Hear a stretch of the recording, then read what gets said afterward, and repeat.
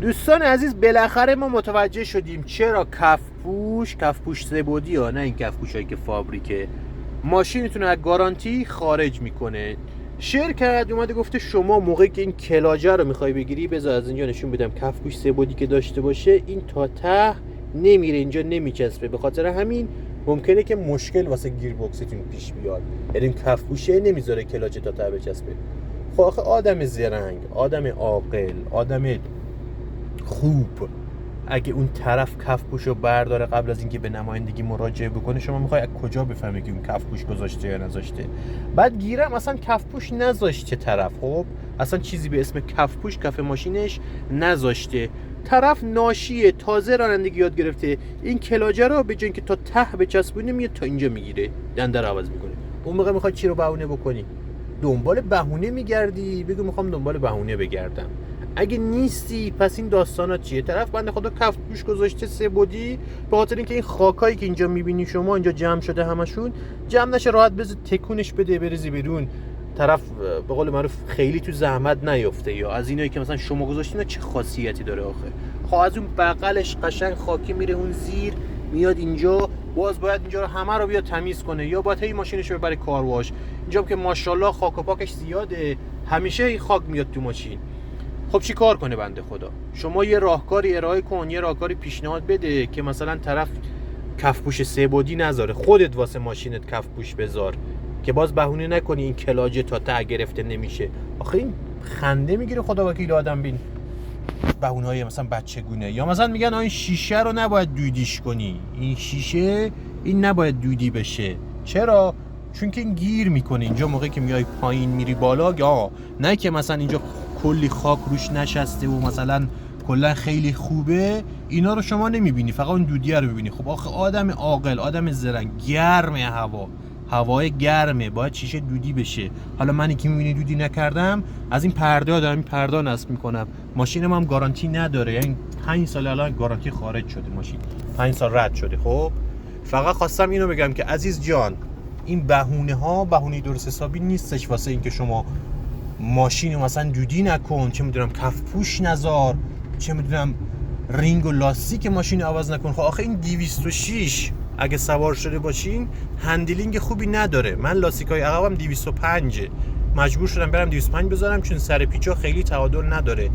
خب خودت یه کاری کن که هندلینگ داشته باشه که منم نرم لاستیک خارجی بخرم فلان قیمت. خب بعد تازه اونم که چی، مثلا فقط هندلینگ داشته باشه. هندلینگ ماشین تو درست کن که منم لاستیکامو عوض نکنم، رینگامو عوض نکنم که به جلوبندی به قول خودت آسیب نرسه.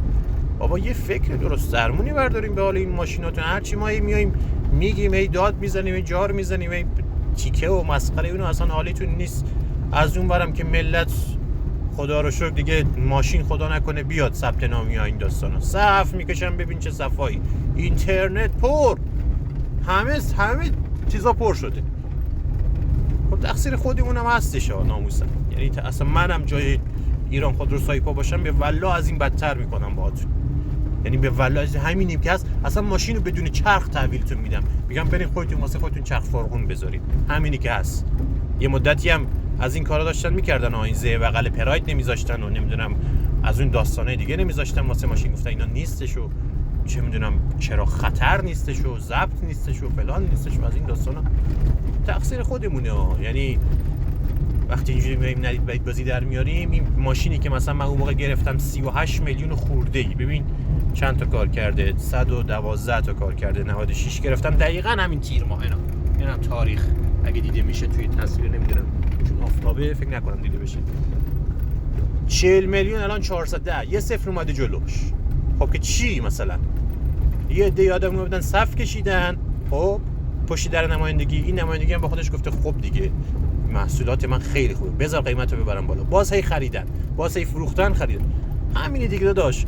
اون وقت دیگه توقع نباید داشته باشی که مثلا من کفپوش بذارم چرا اینجا گارانتی خارج میشه، مثلا شیشه دودی کنم چرا خارج میشه، لاستیکو چرا عوض کردم لاستیک خارجی گذاشتم مثلا 205 و اینا، ارز لاستیک چرا از گارانتی خارج شده، نمیدونم هر کاری بوست بکنی ماشین از گارانتی خارج شه.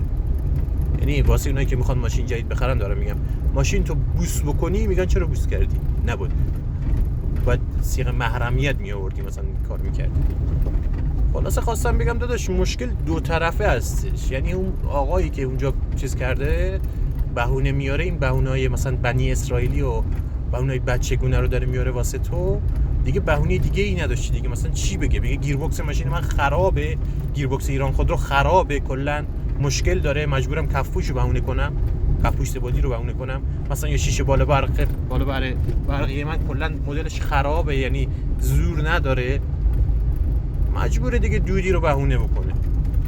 این کلیپو گرفتم بگم واسهتون که آره داداش، اونایی که میگن کفپوش گذاشتیم چرا ماشین گارانتی خارج شده، به خاطر همون قضیه گیربکس داداش. آره به خاطر اونه که حالا ایران خودرو بهونه کرده. ببین ماشاءالله صدای ترق تروق میاد، ما تو خاکی داریم راه میریم، ترق تروق کلا ماشینو برداشته. یعنی صفرم که یادم من ماشینو داشتم همین بوده، نه که بگی الان ماشین 7-8 سال کار کرده اینجوری شده، نه همینه، داستان همینه، صفرم بگیری همینه، 100 تا هم کار بکنه بازم همینه.